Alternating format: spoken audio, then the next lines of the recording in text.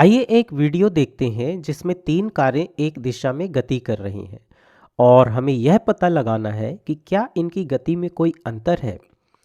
तो यह पहली कार है, यह दूसरी कार है और यह तीसरी कार है।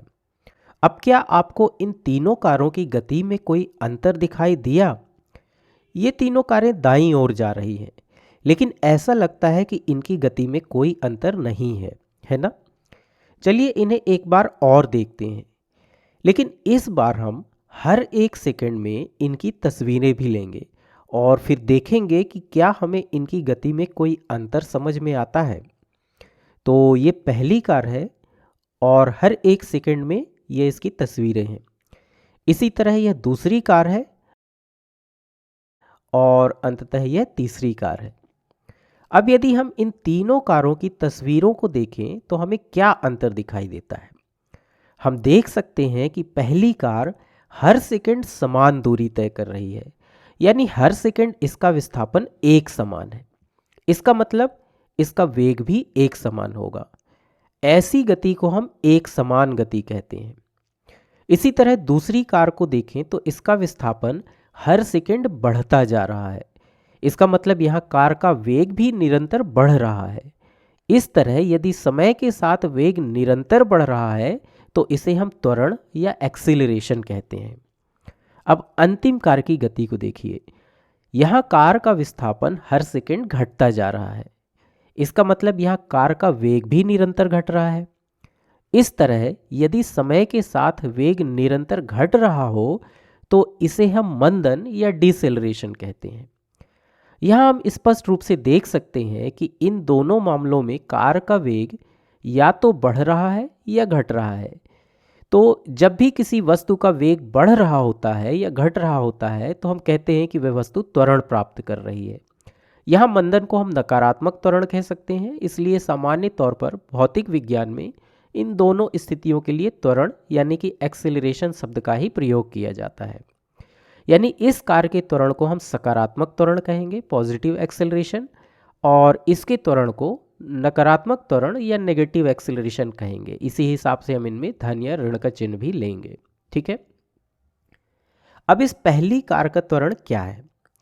तो चूंकि इसका वेग एक समान है, इसका मतलब यह कार कोई भी त्वरण प्राप्त नहीं कर रही है। यानी हम कह सकते हैं कि इसका त्वरण या इसका एक्सेलरेशन शून्य है।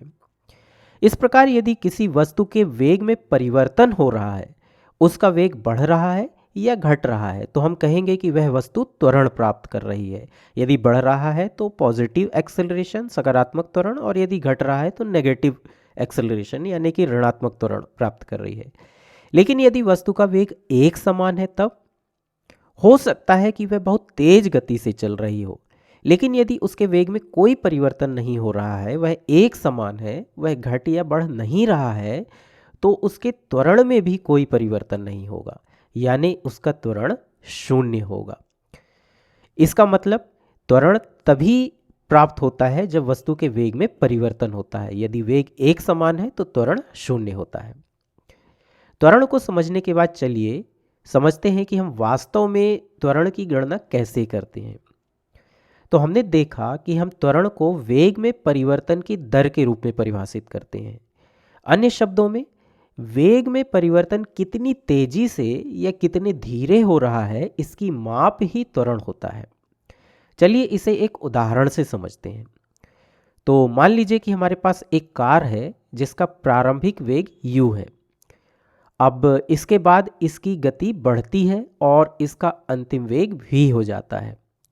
अब मान लीजिए कि इसका वेग u से v होने में t समय लगता है। ऐसे में हम त्वरण को परिभाषित करेंगे वेग में परिवर्तन बटा इस परिवर्तन में लगा समय। इस सूत्र से हमें पता चलता है कि यदि वेग में कम समय में अधिक परिवर्तन होता है तो त्वरण अधिक होगा, लेकिन यदि वेग में थोड़ा सा भी परिवर्तन होने में बहुत अधिक समय लग रहा है तो फिर त्वरण कम होगा। चलिए इसे संख्यात्मक मान लेकर समझते हैं। तो मान लीजिए कि कार का प्रारंभिक वेग 5 मीटर प्रति सेकंड था। इसके बाद यह 5 मीटर प्रति सेकंड से 17 मीटर प्रति सेकंड हो गया और वेग में यह परिवर्तन होने में 3 सेकंड का समय लगा। अब क्या आप बता सकते हैं कि कार का त्वरण क्या था? क्यों न वीडियो को रोककर इस सूत्र की सहायता से पहले आप कार का त्वरण स्वयं ज्ञात करने का प्रयास करें। ठीक है, चलिए देखते हैं।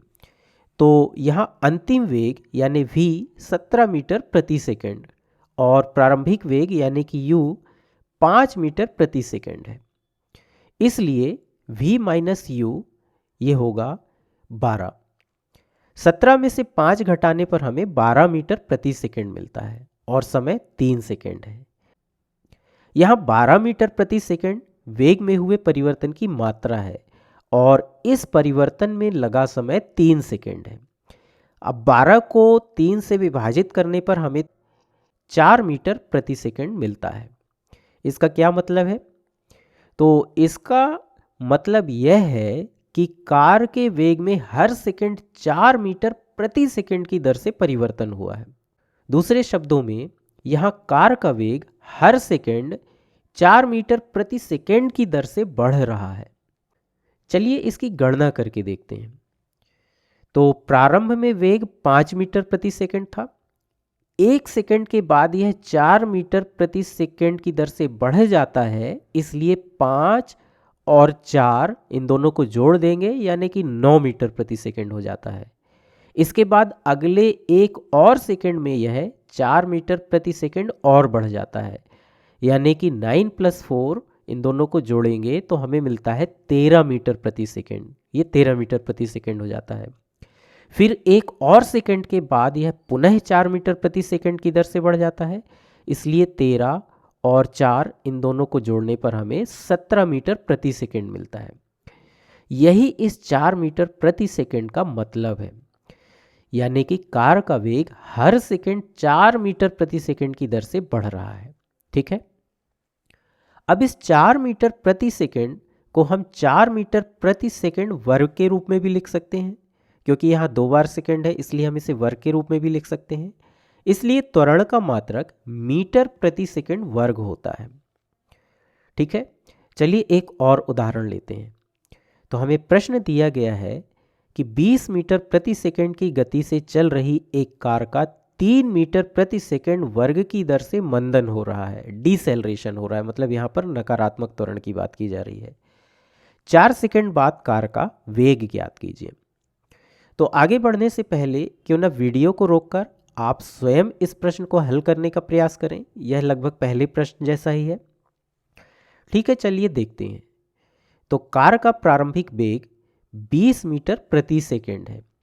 इसके बाद 3 मीटर प्रति सेकंड वर्ग की दर से इसका मंदन हो रहा है, यानी कि यह धीमी हो रही है। अब चूंकि कार धीमी हो रही है इसलिए इसका त्वरण ऋणात्मक होगा, यानी कि हम जो त्वरण का मान लेंगे वो ऋण के चिन्ह के साथ होगा। इसके अलावा यहाँ समय 4 सेकंड दिया गया है, क्योंकि हमें ज्ञात करना है कि 4 सेकंड बाद कार का अंतिम वेग क्या होगा। अब चूंकि कार धीमी हो रही है इसलिए हम कह सकते हैं कि इसका अंतिम वेग निश्चित रूप से 20 मीटर प्रति सेकंड से कम होगा, लेकिन यह कितना कम होगा, इसे ज्ञात करने के लिए हम त्वरण के सूत्र यानी वेग में परिवर्तन बटा समय का उपयोग करेंगे। अब यदि इसमें हम मान रखें तो हमें क्या मिलेगा? ऋण 3 मीटर प्रति सेकंड वर्ग बराबर v ऋण 20 मीटर प्रति सेकंड बटा 4 सेकंड, और इसे आगे हल करने पर हमें ऋण 12 मीटर प्रति सेकंड बराबर v ऋण 20 मीटर प्रति सेकंड मिलता है। और इसे यदि आगे और हल करें तो हमें v बराबर 8 मीटर प्रति सेकंड मिलता है। इसका मतलब 4 सेकंड बाद कार का अंतिम वेग 8 मीटर प्रति सेकंड होगा। हम इसकी जांच भी कर सकते हैं। चूंकि कार 3 मीटर प्रति सेकंड वर्ग की दर से धीमी हो रही है, इसका मतलब हर सेकंड कार का वेग 3 मीटर प्रति सेकंड कम हो रहा है। इसलिए 4 सेकंड में कार का वेग कुल 3 गुणा 4 यानी कि 12 मीटर प्रति सेकंड कम हो जाएगा। इसलिए प्रारंभिक वेग 20 मीटर प्रति सेकंड से 12 मीटर प्रति सेकंड कम करने पर हमें 8 मीटर प्रति सेकंड मिलता है।